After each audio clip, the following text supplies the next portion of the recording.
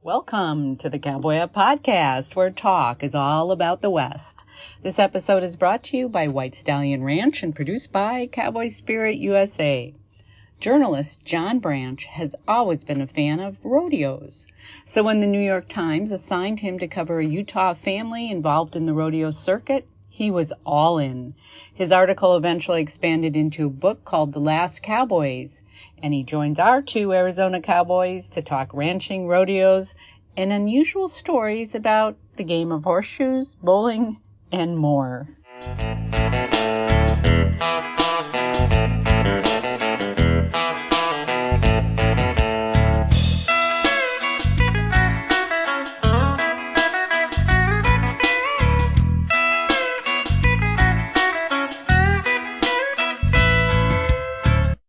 Well, Alan, I'm sitting on my wife's horse in Tombstone, Arizona, at Tombstone Monument Ranch, just about to, I can't hardly hear myself because the cows are screaming because they're sorting and counting. And then we're going to, along with 14 guests, push the cows. This is the culmination of the roundup. We're going to drive the cows to the west end of the ranch. It's about 8-9 miles.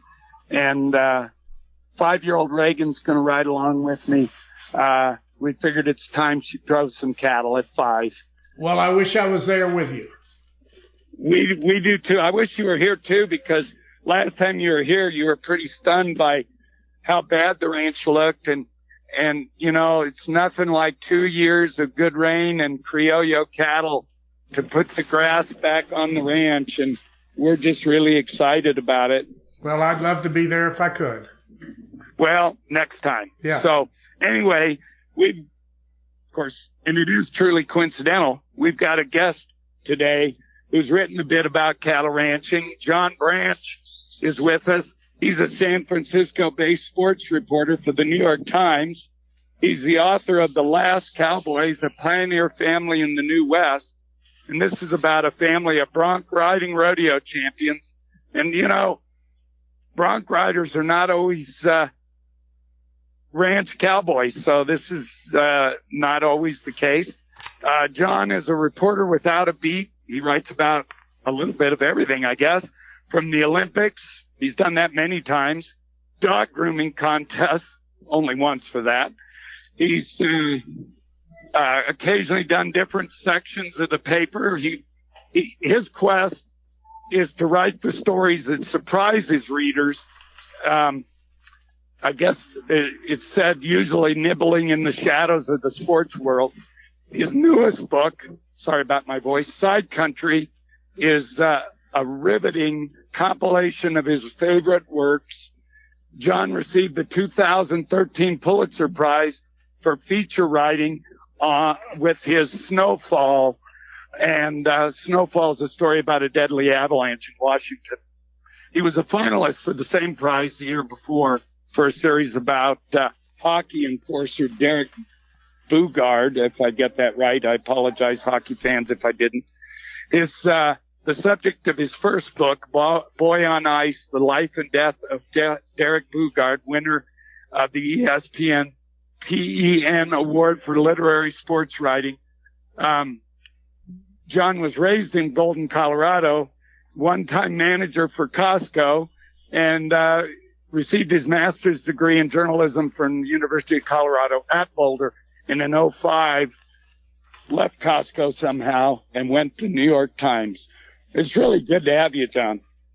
Wow, that was quite an introduction. Do we still have time to talk? Yeah, I'm impressed with the introduction. Let's just stay with that. Did I get it right?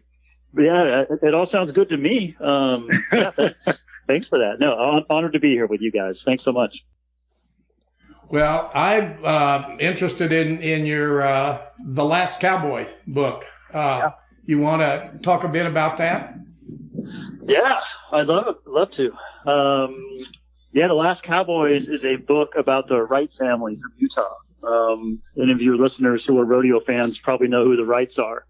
They are. How many brothers? 6? Well, yeah, there's 7 brothers, but now there's a second generation. Wow. So Cody, who's the oldest of the 7 brothers, is a 2-time world champion. He's got 4 boys now, and the 4th of them just turned pro. So he's got 4 of them on the circuit, plus some of Cody's brothers. So you have these uncles and these boys that are all over the place, zigzagging around the West to rodeos. They were just here in California recently during the California swing, and so now they're moving up to Oregon and every place else that has rodeos all through the summer. Do they pretty well go as a team? Yeah, you know what? They generally travel in 4s in their trucks and their campers, and so they're usually about 2 teams of Wrights running around. Is Cody still riding? Cody's not. He's officially retired. Just got named to the Utah Sports Hall of Fame just earlier this year. So he's I'm trying to think of how old he is. He must be 43, something like that. So he's trying to work the ranch with his dad, Bill. And so that the story of the Last Cowboys is really about both rodeo and ranching. And the challenges that they face rodeoing and staying healthy, and just the miles and miles that they put on cars just to go chase maybe a paycheck, not usually a paycheck, but sometimes a paycheck, and trying to make it through 100 rodeos every year and try to get to NFR, where the real money is, in Las Vegas every December. Cody's boys, who are now all in their early 20s, they're 18 to 25 or so. When they were just starting out, Cody was traveling with them to kind of show them the ropes, and now they're on their own doing it with their uncles, with Cody's, younger brothers. But the other half of the book really is about their ranching prospects. And so the patriarch of the family is Bill Wright, and they have some land. They're from Milford, Utah, but they have some land down right outside of Zion National Park, right outside of Virgin or Hurricane, if you folks know where that is. Beautiful land that's been in the family for 150 years.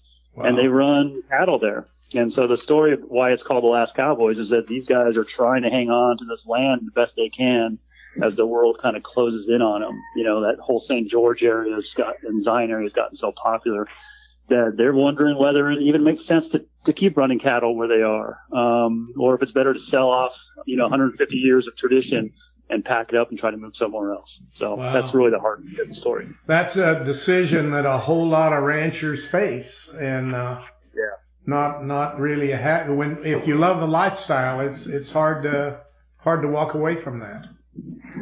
Yeah, and the Wrights are still struggling with it. The book doesn't really ever conclude. I don't want to. I hope people will read it, but if they get to the end, they'll realize that it's still kind of up in the air. And even now, a couple of years after it's published, it's still up in the air. They're still running cattle there. They're still a little unsure about what the future holds for them. And what, John, what took you to the Wrights? How did that happen? Yeah, I was working at the Fresno Bee. I was a sports columnist in Fresno, California, and my editor there was a guy named Charlie Waters, who passed away about 5 years ago. But about 20 years ago, Charlie was the guy who hired me in Fresno, and he was an old cowboy. He was from Kingman, Arizona, had bounced around newspapers all around the West, and he loved rodeo. And so he followed the rodeo circuit. And after I left the Fresno Bee and I was working at the New York Times, I stayed in touch with Charlie. And one day he told me, or asked me, he goes, "Do you know about the Wright boys?" And I said, "No, not really." And he said, "Well, I think there's maybe a cool story there." And he had a connection through his wife to Milford, Utah, where the Wrights were from. So he had been through there before. And he said, these guys are dominating the saddle bronc. Saddle bronc is, as far as a true cowboy like Charlie was, as far as he was concerned, that was the ultimate rodeo event, the original rodeo event. And he thought there might be a story about all these brothers that were dominating the saddle bronc circuit and maybe visiting them on their ranch. And so I eventually pitched that to my bosses at the New York Times and wrote that as a story for the New York Times. And the second it published, it was a big, long story, a book publisher who had published my first book called me and said, "Do you want to turn that into a book?" And I said, "Yeah. I mean, if you're asking me if I want to spend more time with the Wrights and on the rodeo circuit, hanging around the ranch to write a book out of it, yes, please." And so I spent more time, and a couple years later wrote the book. Interesting. Those two worlds don't always overlap as much as logic would suggest. I went to a rural high school, and two of the the kids I went to school with became pretty decent local level bull riders. Yeah. And I don't think either one of them could have identified a bull from a heifer. And the guys I grew up with that were off the ranches, they maybe did a little team roping, but they sure weren't bronc or bull riders. They didn't do the rough stock stuff. And so it's not always an overlap. I always tell our guests at the rodeo, our little ranch rodeo where we don't do rough stock, I always say the 3 events in rodeo that really spring almost directly from real ranch work was saddle bronc riding, team roping, and what they now call tie-down roping. And that one's a little bit, obviously, is not one person jumping off a horse in the middle of the Brandon pen, but those are the events. So it's really interesting that you found these guys who are trying to keep the ranch going and are huge names to rodeo fans. Not of course, rodeo. I asked people who's heard of Trevor Brazil at our ranch, and of course I don't even remember how many world championships he's won, and no one's heard of him, so it just kind of makes the difference that rodeo is still sort of a niche sport. Yeah, niche of its own, for sure. Yeah, and one of the things I hope this book did and does is really highlight these guys and the women, just because it is a niche sport, and even people who go to their local rodeo, which maybe comes through once a year, they're not really paying attention to the personalities, but spending time with these guys. And I have, in previous jobs, written a few rodeo stories, and I've always been fascinated by it, because these people are spending so much time on the road. And unlike most of the athletes that I cover on a day-to-day basis, in the NBA or in professional golf or anywhere else, these guys have no guarantees, right? They're going to get in a truck and they're going to drive sometimes 800 miles overnight to get to a rodeo the next day for a chance to ride for 8 seconds. And if they don't get hurt, but also don't make it 8 seconds or don't get judged high enough, they're going to walk away with 0. And if they do win something, it might be $1,000, might be a couple $1,000, pay for gas money and some food, and they might make a little bit of a living out of it. But you have to do that dozens and dozens of times. Most of these guys are going to 80 or 100 rodeos a year. And that slog just fascinates me. I mean, talk about having to love it, to throw yourself into this very dangerous and non-guaranteed lifestyle. I just thought it was fascinating. So, a good chunk of the book really sort of tries to bring readers into their truck with them to the rodeo behind the chutes with these guys. Well, that's fantastic. Just, I can't imagine you probably know, but you can probably guess. What was Cody Wright's biggest year, including the NFR, money-wise? Yeah, I should know off the top of my head, but it was probably 200,000. Yeah, right. They're also driving 100,000 miles. I mean, I always say this, like they probably need $60,000 or $70,000 just in expenses, because they're driving, these big rigs, big trucks, 100,000 miles, that much in a year sometimes, which is also easy. So they're spending a lot of money just to get places. But yeah, a couple $100,000. He's got 4 kids now who are now all doing really, really well, and one of them, the third of them, named Stetson Wright, is the only one of the Wrights, the first one of the Wrights, who decided to stick it out with bull riding and bronc riding. And so he is now a world champion bronc and a world champion bull rider. He has now been a 2 or 3 time all-around champion. You talked about Trevor Brazil. He's basically the first rough stock all-around since Ty Murray, which is taking you back to the early 90s. That's quite a record. Yeah, so Stetson Wright is riding bulls, and he is making, because he's doing both those events and dominating both those events, he's making $500,000 or $600,000 a year after NFR. So he's setting records with that kind of money. That's a good weekend for a professional golfer. Or how much of a game would an NBA player have to play to make $500,000? Exactly. LeBron James probably makes that every game. I don't even know. But I bet he does. Yeah, these guys are putting in a lot of time and effort and risk in chasing it. But it's what they love to do. And to your point about the ranch lifestyle, I think saddle bronc riders, and as you mentioned, the ropers, I've been on their ranch, and they're doing these kinds of things on a daily basis. So this is part of their lives, both in the truck and at the rodeos, but also when nobody's watching. Are they still connected with the ranch real strong?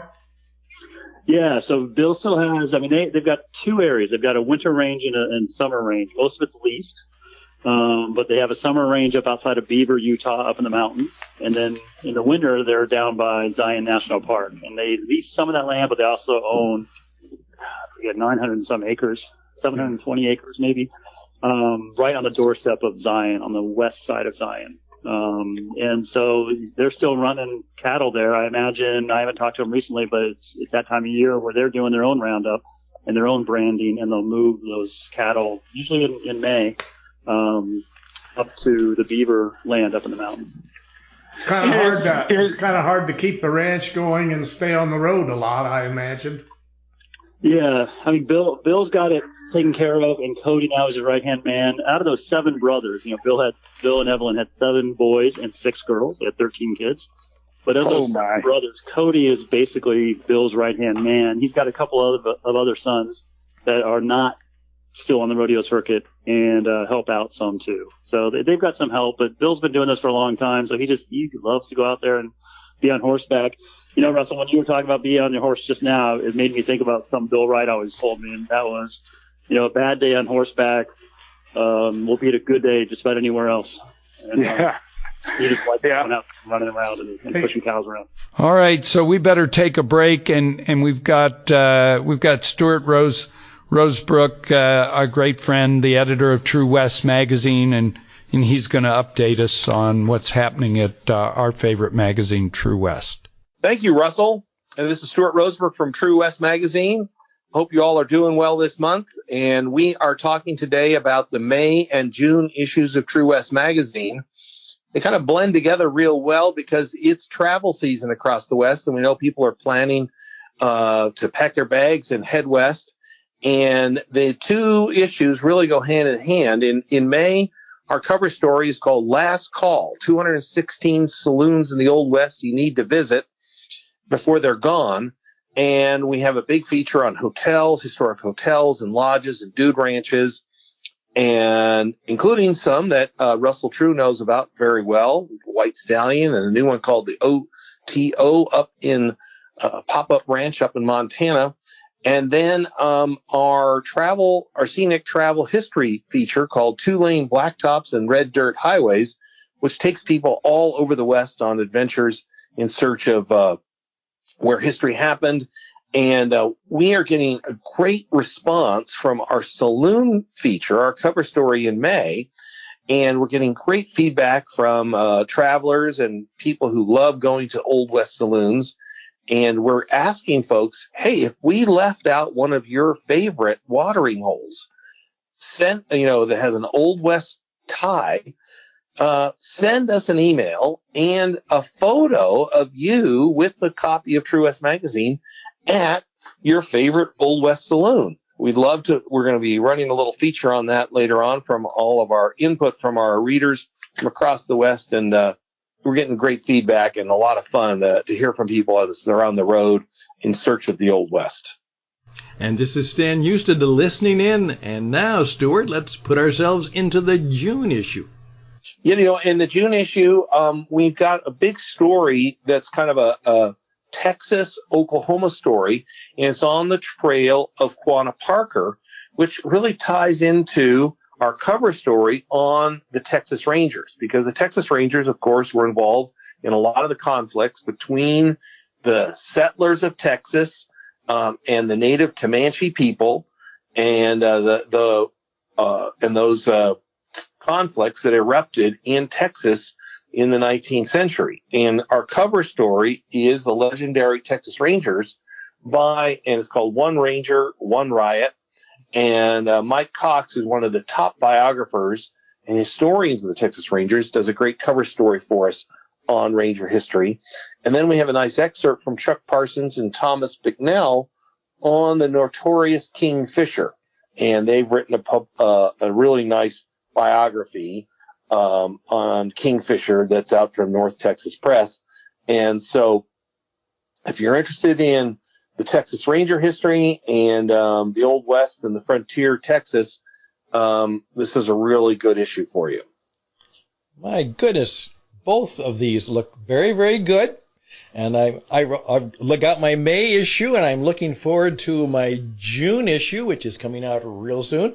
And I'm going to put those all together, and that would be a good thing to do. It's time to get back on the road and see what made America truly great. Good stories, tough stories, hard stories, but of legendary people. And, of course, they find it all the best on True West. And Stuart gives all of the great editorial leadership to that, and thank you. Now, Stuart, now that we've puffed you real good, but you deserve it, tell us where our good friends can get the magazine. Well, you can check on down with your local bookstore or grocery store. But if you really want to make sure you get the magazine in your mailbox, go to truewestmagazine.com and subscribe today, and you'll have access to 70 years of our archives. This is our 70th year that we're celebrating, and the access to the online magazine before it hits the newsstands.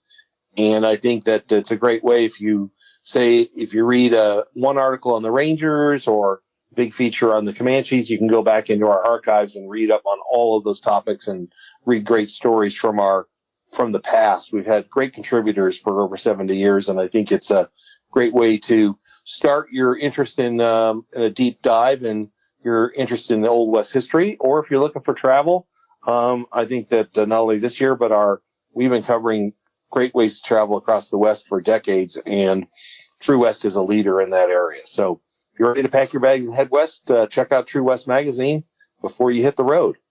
Very good. Thank you so much, and we'll see you next month with more good stories, right? Thank you, Stan. Looking forward to it. Thank you. Bye for now.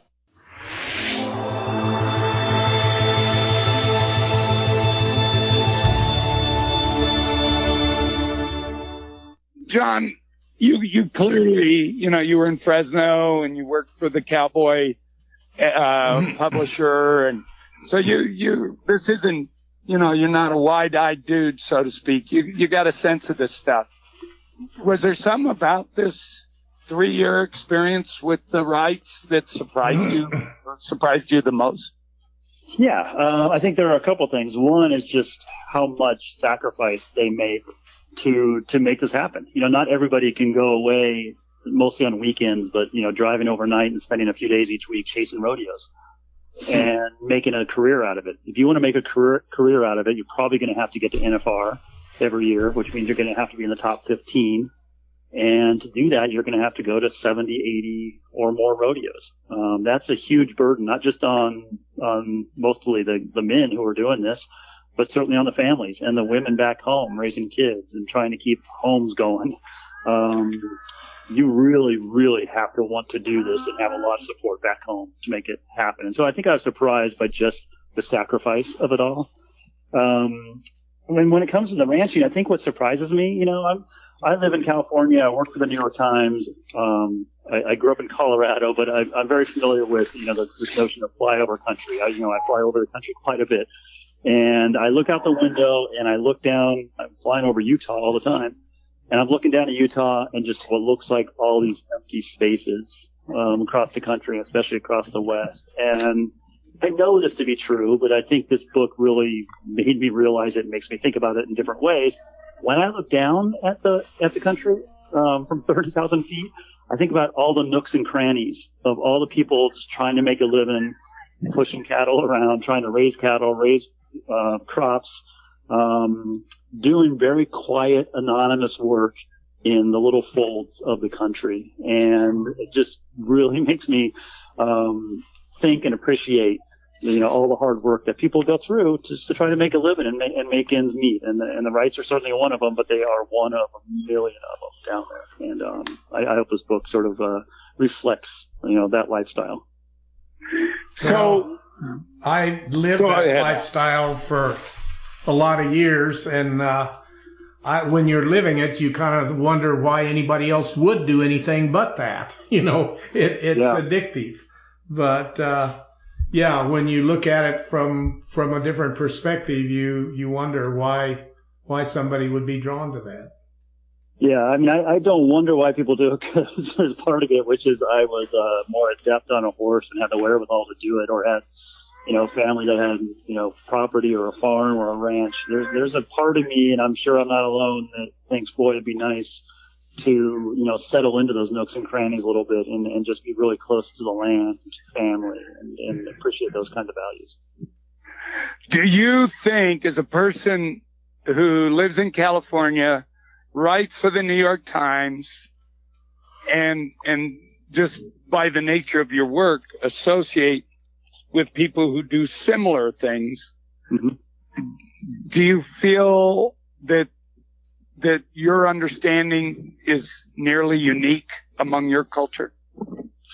Yeah, I don't know. I mean, I'd like to think that my background, I grew up in a small town in Colorado. I'd like to think that, when I'm with the Wrights, I'm kind of with my people, even though maybe people look at me as a, New York Times reporter and have some sort of image of what that might mean or represent.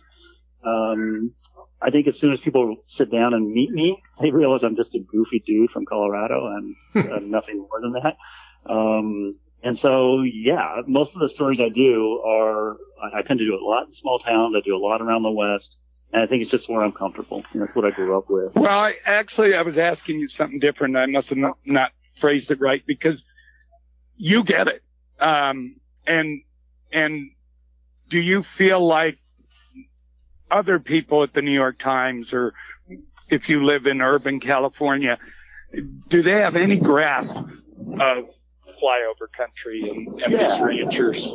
I think it's a good question. I think one of the things that people worry about, and I know we talk about it at the Times, is, are we representing this country in really the world, but this country, by the people we have in the newsroom, by the people that we send out to do these kinds of stories? Are we representative in terms of where people are from and, the geography, but also diversity and men and women?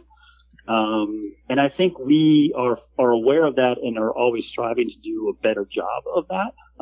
We have a national desk at the New York Times that has people all over the country. So we have people in Phoenix and in Denver and all sorts of people in California. It's always tricky when you basically go from, say, California to go do a story in a small town in Montana. And people are like wondering and kind of giving you the side eye, like, who are you? And do you even know what it's like here? And, what big city are you from? That's always going to be an issue. But I think the Times does a really good job of understanding that it's an issue and that we need to be living more and more and being more and more in these places to give us, that genuine sense of what it's really like, not just parachuting in now and again.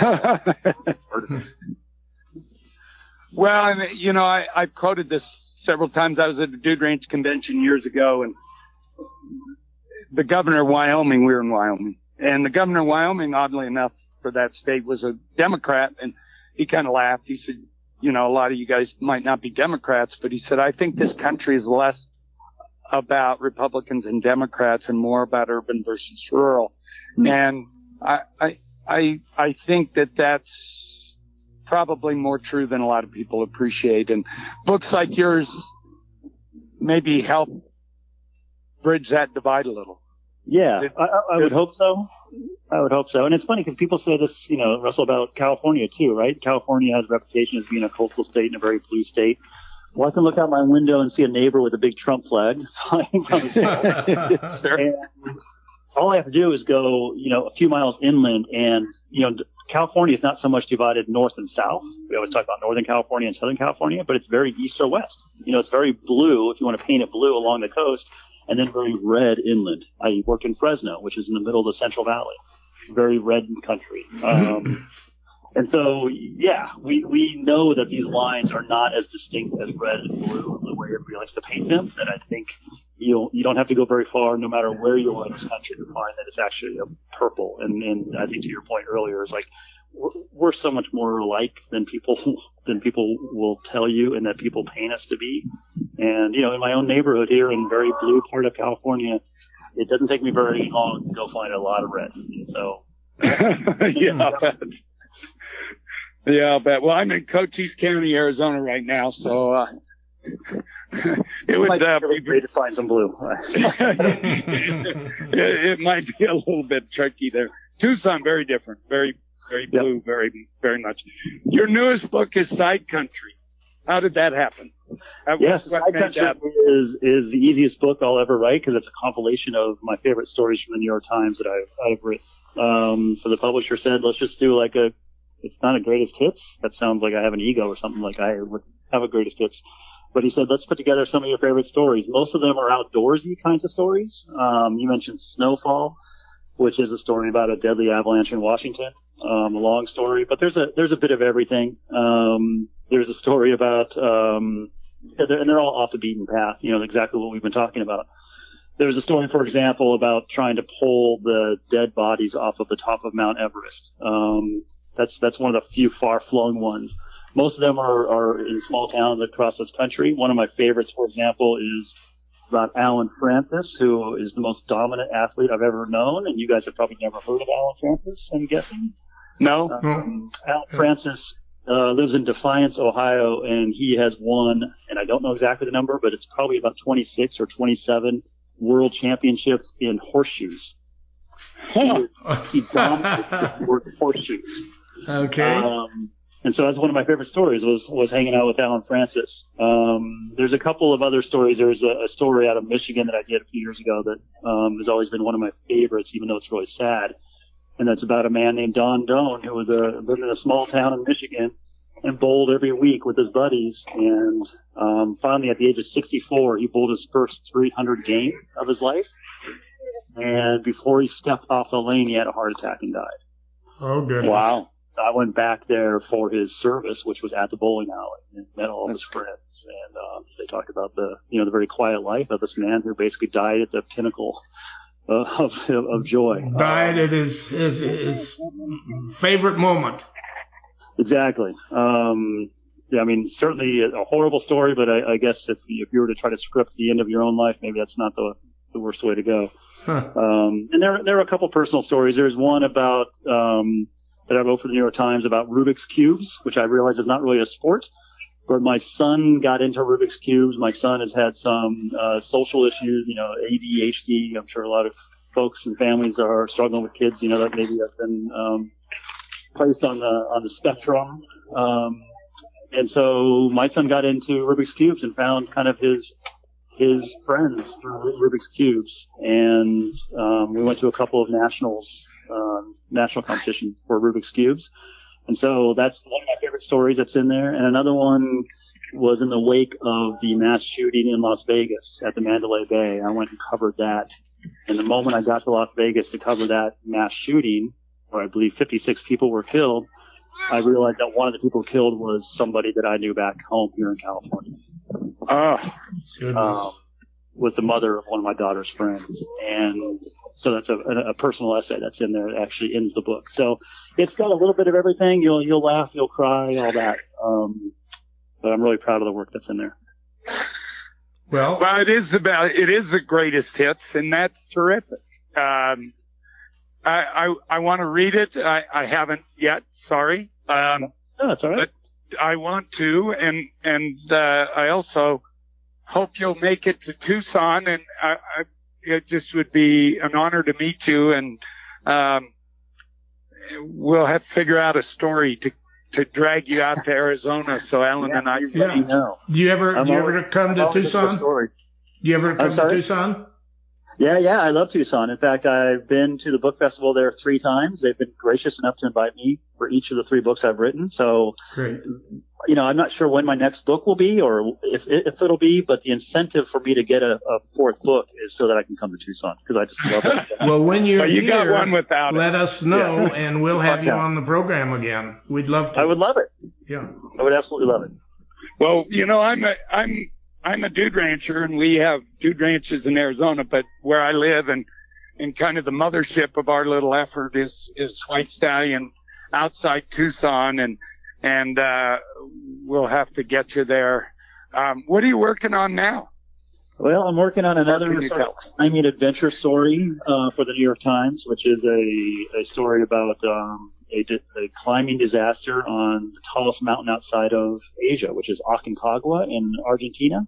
And there was a climbing disaster there about 50 years ago. And not too long ago, in the glacier where these people died, a camera was found with film in it. And so we have rescued that camera and film, and we're writing the story about what it says about what happened that day and that week, and about who the people were that were involved. Well, I'd like to read that. Yeah, it'll take a few months, but hopefully by the end of the year we'll have that all put together. Wow. That's like a fiction story that was well crafted. That's an exciting find and a great story. So I'm a big believer that life is interesting enough. I'm a nonfiction fan. So, yeah, me too. Yeah, there's good stories all around us. Me too. Well, where do people? Obviously Amazon and all the book sources. Can people, if they've forgotten names, or can they go to a website and learn more about your books and your writing? Well, you can probably just Google me, and you'll probably get taken to my bio at the New York Times, at nytimes.com. Right. Page there that has my writing on it, my most recent writing, which isn't a lot lately. And then, any bookstore. I mean, even your local little bookstore can order any of these. So if Amazon's your only option, great, but I always say support your local bookstores because they could use the love. Well, that's everybody we bring on says the same. And they also say that when those orders happen, usually the small bookstore will order a couple extras. So it gets the word out a little bit. So. Yeah. Well, John, it's been really good to talk to you, and I'm glad we arranged this. I am really super glad we arranged this. Alan Russell, thank you. This is really great. It really is an honor, and I'm thrilled if anybody read The Last Cowboys. Thrilled that it did well, and that people seem to enjoy it. So I hope your listeners give it a try and enjoy it themselves. Well, we are literally, my 5-year-old Reagan and I are really literally just this moment ride and drag behind 120 some cattle as we head out of the corrals. So the timing is perfect, and this was really fun. Thank you very much, John Branch. I wish I was there with you. I think you're right. I think it's obvious you're having the best day of all of us. Thanks, John. I think I might be. Thank you. Okay. All right. Thanks you all. Bye. Bye-bye.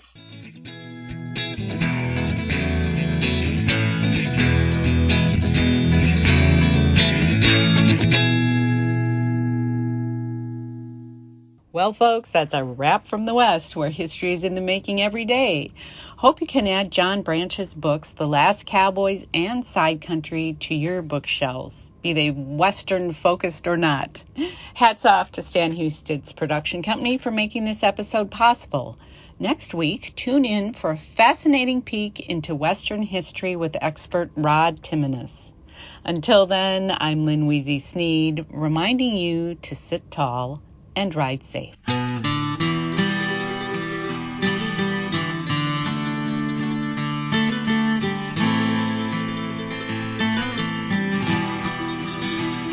Storm rolled in from the western sky.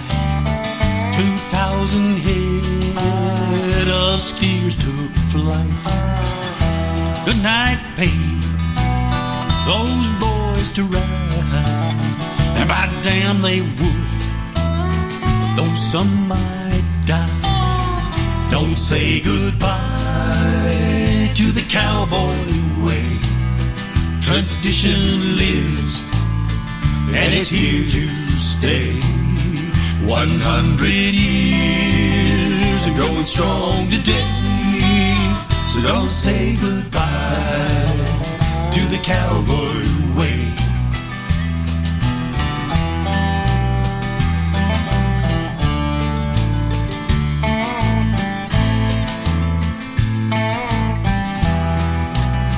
She's 10 years old on a stout bay horse. 300 years they guide her course from the Spanish quest to the blue and gray.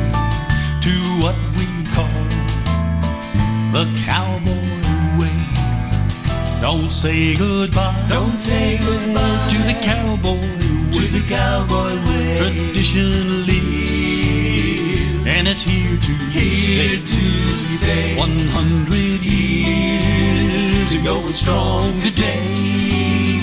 So don't say goodbye to the cowboy way.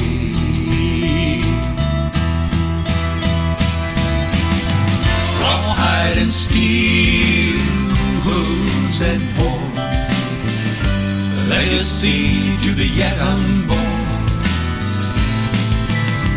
A code that comes from a hard-lived life. Your destiny when you're born to ride. Don't say goodbye to the cowboy way. Tradition lives, and it's here to stay. 100 years and going strong today. So don't say goodbye to the cowboy way. Don't say goodbye. Don't say goodbye to the cowboy